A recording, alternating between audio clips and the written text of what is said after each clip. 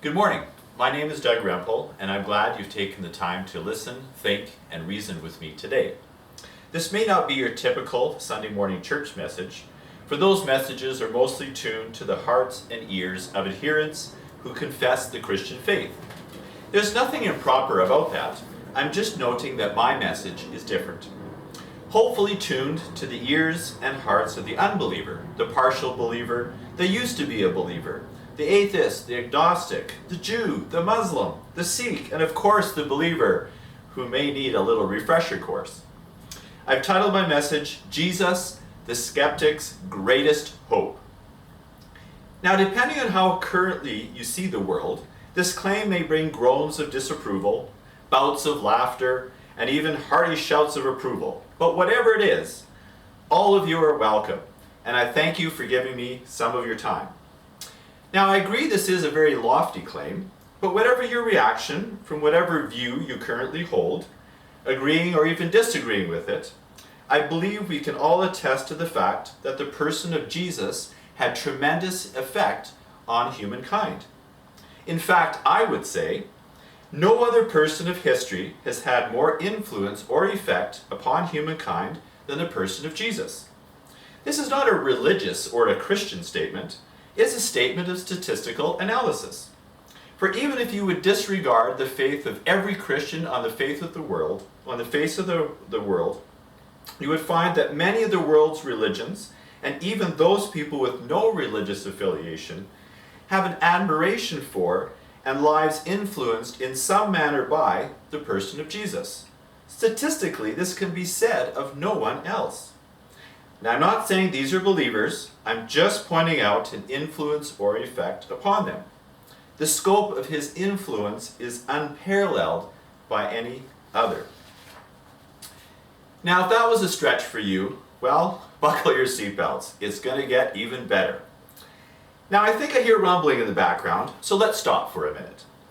You may be saying, hey Doug, this is all sort of interesting, but I'm actually a bit of a skeptic and kind of a believe it when I see it kind of a person. I'm glad you brought that point up, because I'm actually a bit of a skeptic myself and like to get into the details of things, some of which we will look at today. But before I introduce my points for today, I wanted to mention that this topic could be compared to a large sandwich, one which takes some effort to bite into. So it's going to take some time to actually finish and digest this sandwich, but we'll just take a few small bites this morning. My goal is to investigate two questions. What is a skeptic?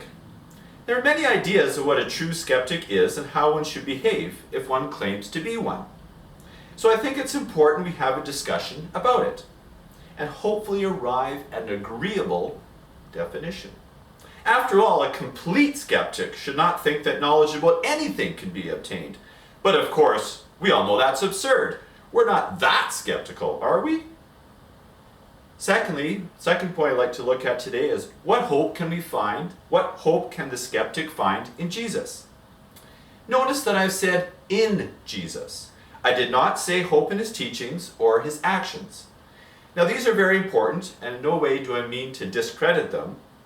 But ultimately, the reason that any possibility of hope exists from them is that they emanate from who he is.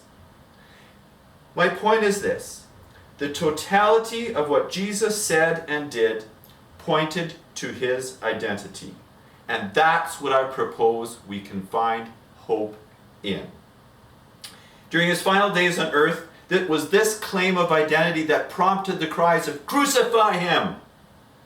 This was the most disputed claim he ever made, and it still is today.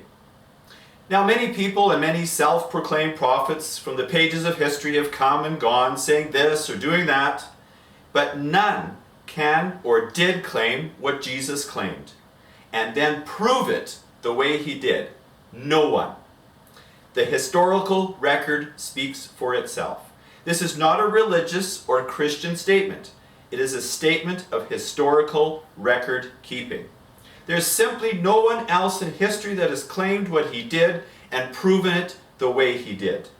If Jesus is who he claimed to be, then everything he said and did must be taken seriously.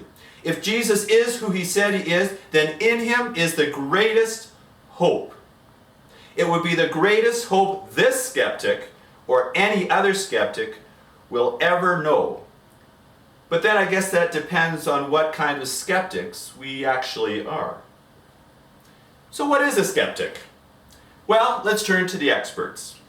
As we often do at times like this, we go to the dictionary as a starting point. Now, I looked at various websites to find these. 1, a person inclined to question or doubt accepted opinions. A person who maintains a doubting attitude as toward values, plans, statements, or the character of others. And lastly, a person who doubts the truth of a religion, especially Christianity, or important elements of it. So I'm wondering, are these good definitions for today's discussion? Maybe they are what you would normally think of, but let's look a little bit deeper, or at least how to apply them to the subject matter at hand.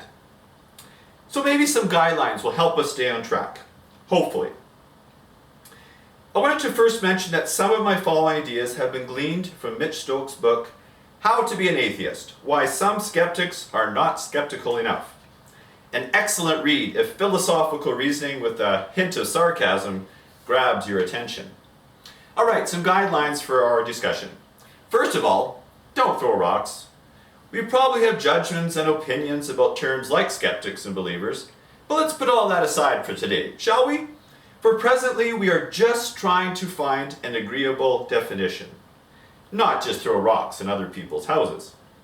Secondly, guideline for today, fair play. For if we would be skeptical at one matter, surely as reasonable, intelligent individuals, we would want to be fair and apply our skeptical toolkit across the full breadth of our beliefs, as well as the beliefs of others. We would not want to accuse someone else of being critical and then do the same thing ourselves. Thirdly, let's be honest. Now, to give us all a little bit of slack, I think it's fair to say we're all a little bit hypocritical. We're sympathetic to letting our skepticism slide one way or the other, applying it here, not so much over there, depending on what we're talking about. It happens to all of us. We all do it. Now, back to our definition. First of all, let's narrow things down a little bit by briefly exploring 2 additional definitions. I believe it will help us figuring out what a skeptic actually is, or more specifically, what I would like to call a sensible skeptic. All right, gullible or credulous. Easily persuaded to believe something, willing to believe or trust too readily, especially without proper or adequate evidence. Second definition, incredulous. Unwilling or unable to believe something. Now these 2 definitions are the opposite ends of the scale. And they give us the opposite ends of a scale of what we will call skepticism. On one hand, we could believe most anything. On the other hand, we could disbelieve everything.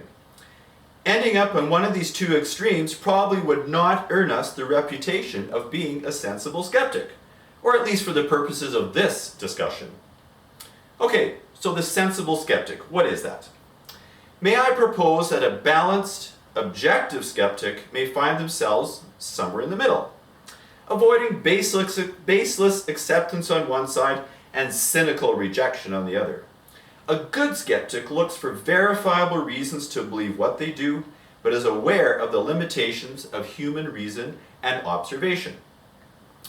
I've used the term sensible skeptic for the sake of our ensuing discussion to denote a skeptic who employs such a tension in their belief system. I really like the way that Mitch Stokes in his book illustrates this tension. It's like driving on a road with ditches on either side. The idea is to stay on the road and avoid the ditches. This balanced approach to our beliefs could be and should be indicative of all peoples. Should we all not be skeptics of this sort? Should we not be willing to apply the same level of scrutiny and same level of faith? Yes, scientists, you need to exercise faith as well, to our intellectual backyard as well as to our neighbors. Sensible skepticism is not owned by any group or any belief system. It's a reasoned approach to any idea, a way of thinking, you might say. we can be skeptical about a lot of things, from the Big Bang to creation, from electrons to the virgin birth, and from black holes to the claims of Jesus. But it should never be said it's strictly the domain of one group or the other. This should just be a good way of thinking and evaluating ideas and situations before us. We should all play by the same rules, for presently there is no good reason for social distancing in this playground.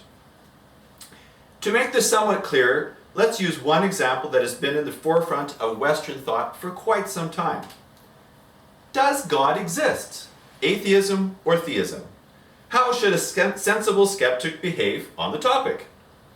Now, in the preference to the aforementioned book by Mitch Stokes, he says it this way, and I quote, "Now, one of atheism's virtues is its avowed skepticism. Yet many unbelievers, it seems to me, don't take their skepticism seriously enough. What I don't understand is the lack of skeptical follow-through. Moreover, I'm surprised that science-fueled atheism is often naive about the alleged source of said unbelief, namely science and its methods. Now, we believers have plenty of room for improvement too. We also should be more adept at skepticism. After all, the problem in the garden was that we were not skeptical enough. But the believer's skepticism should be a studied one, not an ignorant flinch." I like that definition. It all sounds good on paper. Now, unfortunately, what looks good on paper isn't always what happens in real life. We tend to drive into one ditch or the other when it helps me avoid consequences, when I don't like something else someone's saying, or when it happens to align with my preferences. Rather than being sensible, we end up hiding in the recesses of our biases and our familiarity. So what, you might say, is the antidote? What's the fix for this?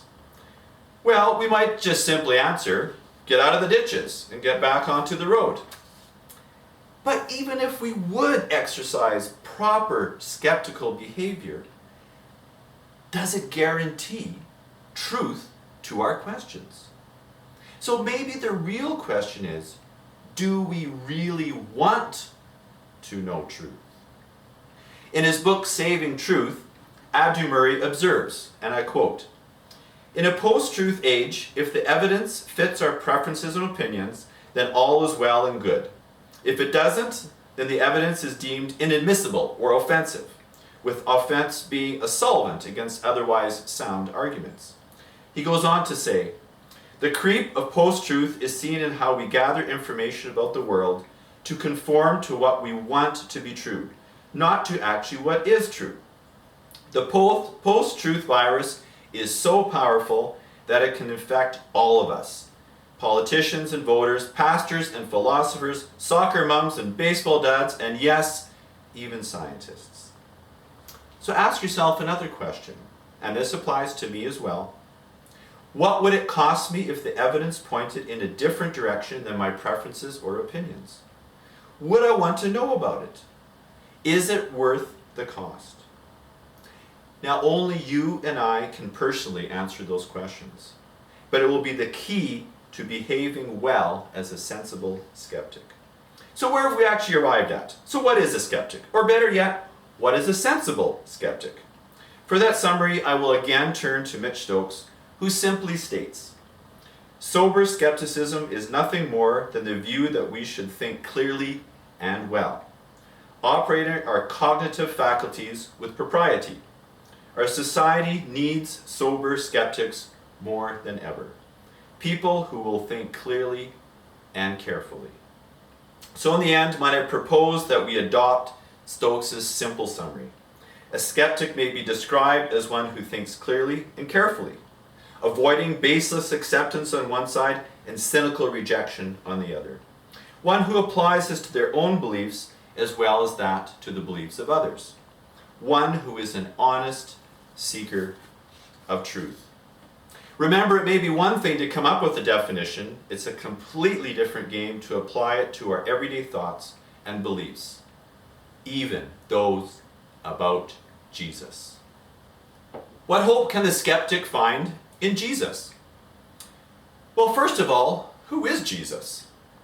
In some ways, this question is the crux of my message. It is the main point that my proposal hangs on. What hope can the skeptic find in Jesus? If Jesus is who he claimed to be, then everything he said and did must be taken seriously. If Jesus is who he claimed to be, then in him is the greatest hope. As I reasoned in my introduction, this was and still is the most contentious question surrounding him. So let's look at some basic agreements and assumptions for my discussion today on him. Due to the time I have and the particular focus for today, I will succinctly argue that we can have some basic understanding of who Jesus is and that we can trust the historical records about him. Okay, he was a person of history, a Jewish teacher born in Palestine. Public appearances began approximately 28 AD. Now, the December 2017 issue of National Geographic ran a full-length story titled The Real Jesus. Within that article, Eric Myers, an archaeologist and professor at Duke University, was quoted as saying, and I quote, "I don't know any mainstream scholar who doubts the historicity of Jesus. The details have been debated for centuries, but no one who is serious doubts that he is a historical figure." End of quote. I am proposing also that we trust the biblical records about him and his life for the purposes of our discussion. Now, it goes without saying that many readers, scholars, and historians in times past and present have thrown doubt upon the reliability of these records. So basically, can we trust them as accurate historical records? It is the valid question of which much can and should be said. So let's look at 4 points about the New Testament manuscripts. Generally speaking, when it comes to reliability, I would say treat the historical New Testament writings as you would any other historical manuscript of the Greco-Roman world. Tacitus, Caesar's Gallic Wars, and Livy's Roman History, just to name a few. The scholarly world accepts them as historically accurate accounts, often with several hundred or at times only a handful of surviving copies to compare for accuracy against one another. In contrast, the New Testament boasts 5,800 in Greek alone and an astounding 18,000 additional manuscripts in other languages. When it comes to any historical manuscript, the more copies we have that agree, the more likely it represents the original. Secondly, the earliest copies we have of the aforementioned Greco-Roman accounts date approximately 900 years after the original was written. That's a long time.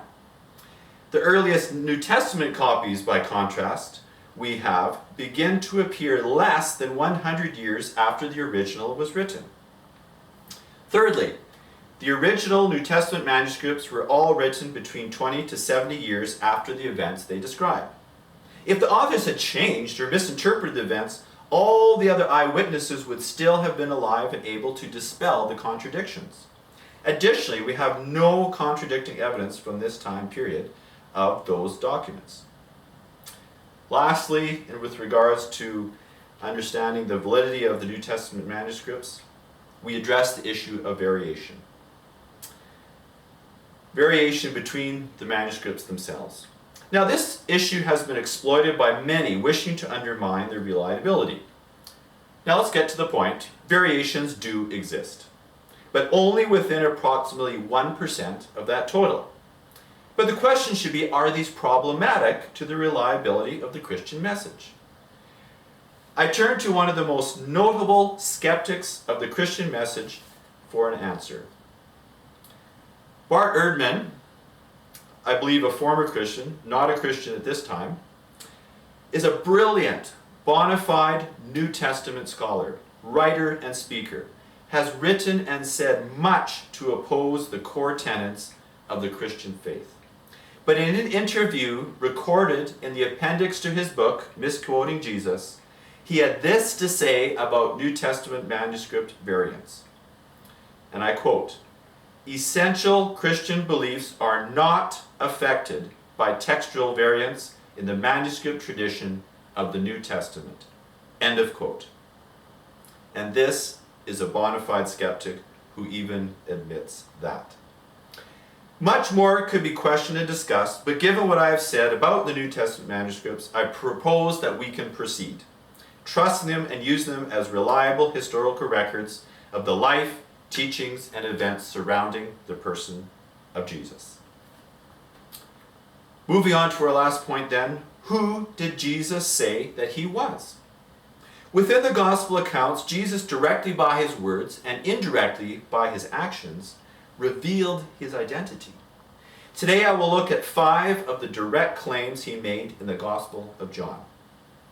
Now, the lengthy preceding discussion has been my attempt to encourage you to open your mind and heart to the words and the claims of Jesus, to help bring down some of the barriers that have built up over time in your mind, to carefully and clearly look at them, not to quickly pass them off or to quickly agree, but to search and ponder his words to you and to me, to prepare you for hearing what he said and what was said about him, to invite you to look upon his words as truth and trust them regardless of the cost.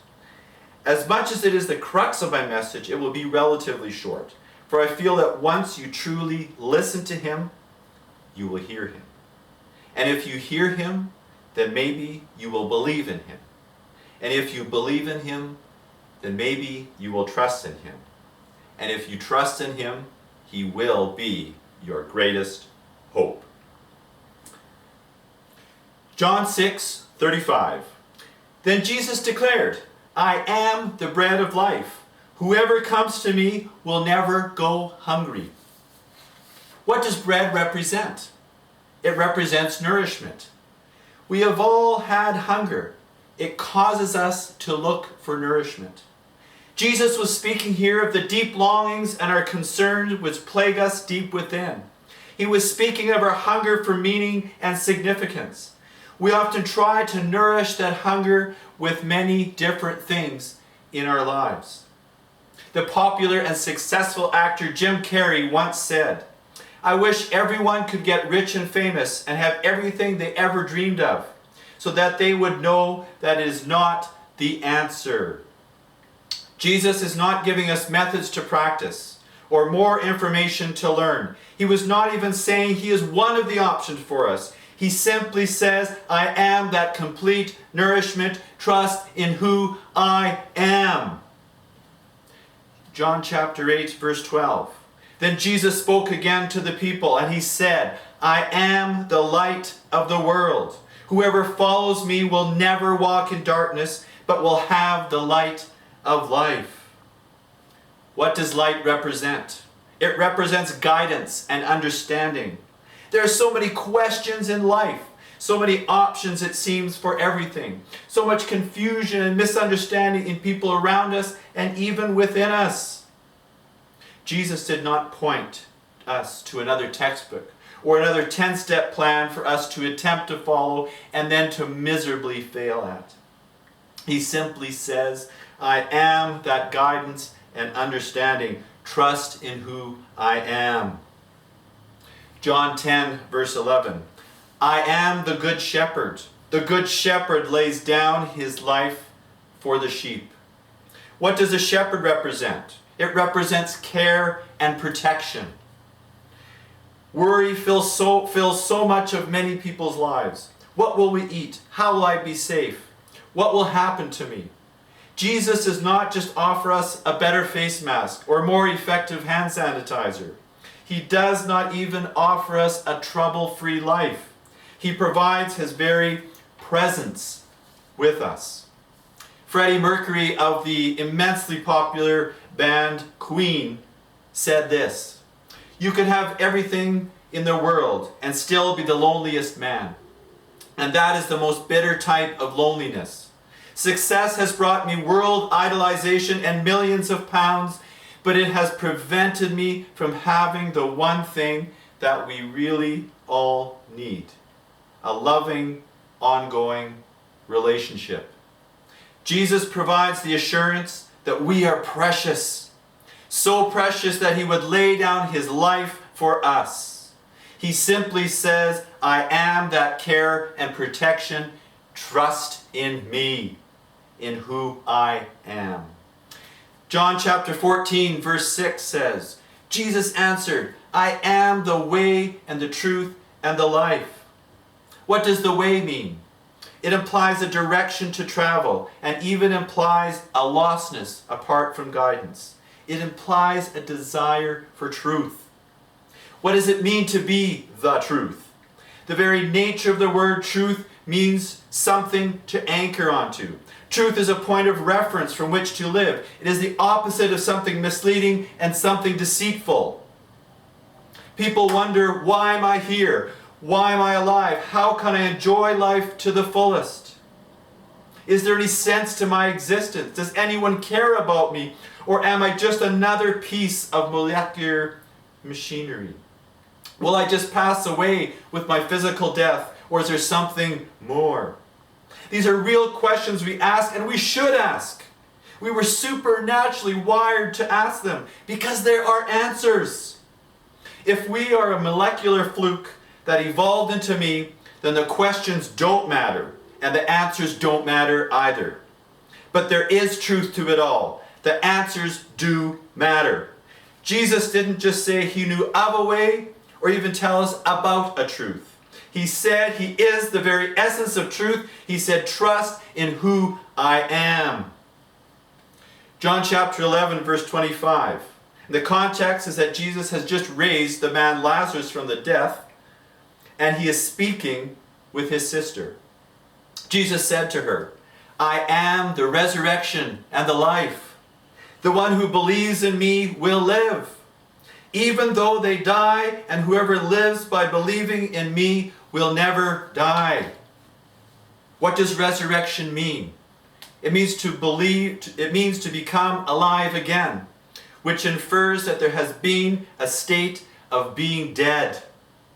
We will all die physically, but additionally we're all dead or unresponsive to an awareness of who God is or how even to interact with God.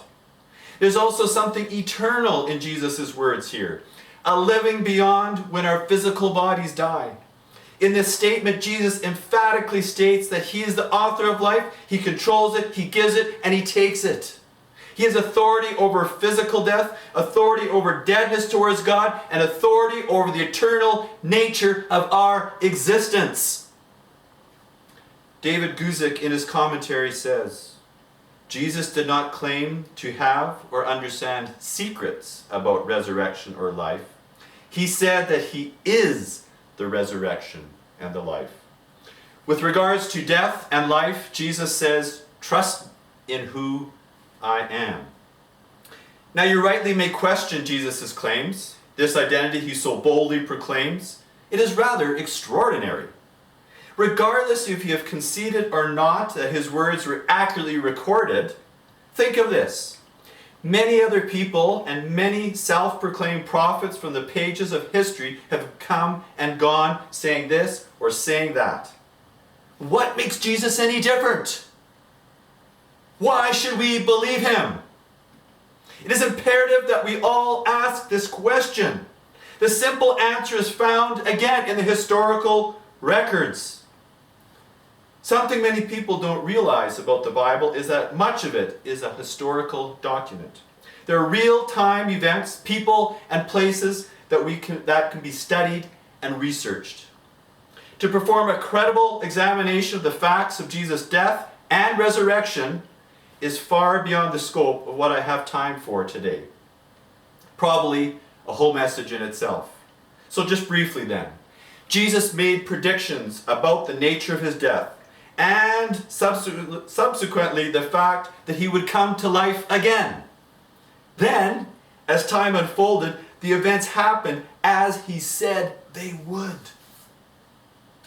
Matthew chapter 6:21 says, from that time Jesus began to show his disciples that he must go to Jerusalem and suffer many things from the elders and the chief priests and the scribes, and be killed and on the third day be raised. This is what Jesus predicted. Then, further on, later in time, in Luke chapter 24, verses 1 to 8, this is what is recorded. On the first day of the week, very early in the morning, the women took the spices they had prepared and went to the tomb. Speaking of Jesus' tomb. They found the stone rolled away from the tomb, but when they entered, they did not find the body of the Lord Jesus. While they were wondering about this, suddenly two men in clothes that gleamed like lightning stood before them. And in their fright, the women bowed down with their faces to the ground. But the men said to them, "Why do you look for the living among the dead? He is not here, he has risen. Remember how he told you while he was still with you in Galilee. The Son of Man must be delivered over to the hands of sinners, to be crucified, on the third day to be raised again." Then they remembered his words. If you question these historical events, join the long line of people, past and present, but be prepared to employ the principles of a sensible skeptic.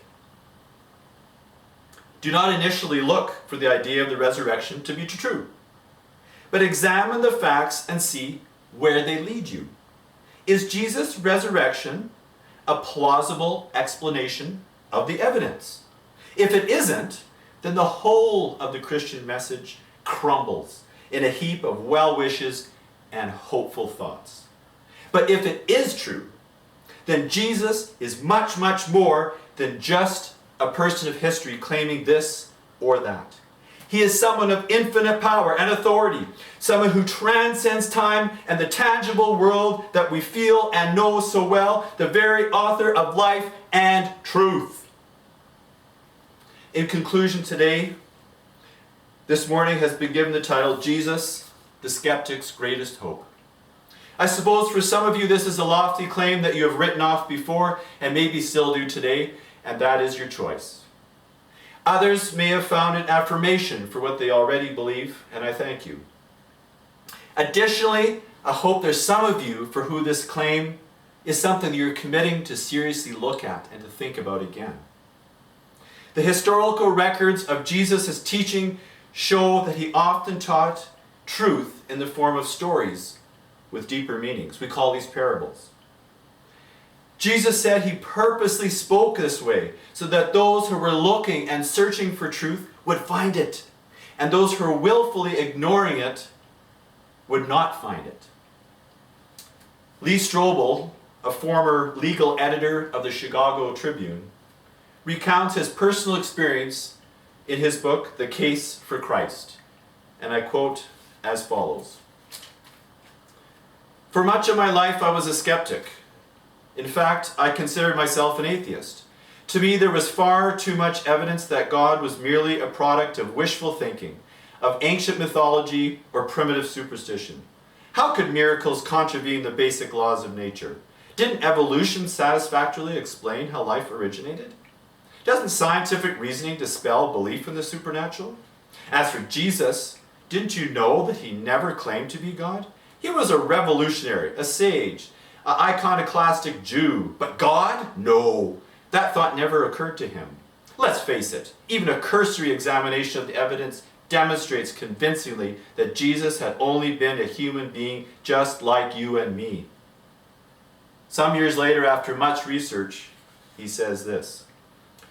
"On November 8th, 1981, I realized that my biggest objection to Jesus had been quieted by the evidence of history. I found myself chuckling at how the tables had been turned. In light of the convincing facts I had learned during my investigation, in the face of this overwhelming avalanche of evidence in the case for Christ, the greatest irony was this. It would require much more faith for me to maintain my atheism than to trust in Jesus of Nazareth." What kind of skeptic are you? One who thinks clearly and carefully, avoiding baseless acceptance on one side and cynical rejection on the other side. A good skeptic looks for verifiable reasons to believe what they do, but is aware of the limitations of human reason and observation. One who applies this to their own beliefs as well as to that of others. One who is an honest seeker of truth. During Jesus' trial, the Roman governor of Judea, Pontius Pilate, asked Jesus, "What is truth?" I wonder if Pilate ever heard Jesus' teaching. We don't really know. But we do know he set in motion the events that were predicted and fulfilled by the very man he asked that question of. If Jesus is who he claimed to be, then everything he said and did must be taken seriously. If Jesus is who he said he is, then in him is the greatest hope. It would be the greatest hope this skeptic or any other skeptic has ever known. But then I guess that depends on what kind of skeptics we really are.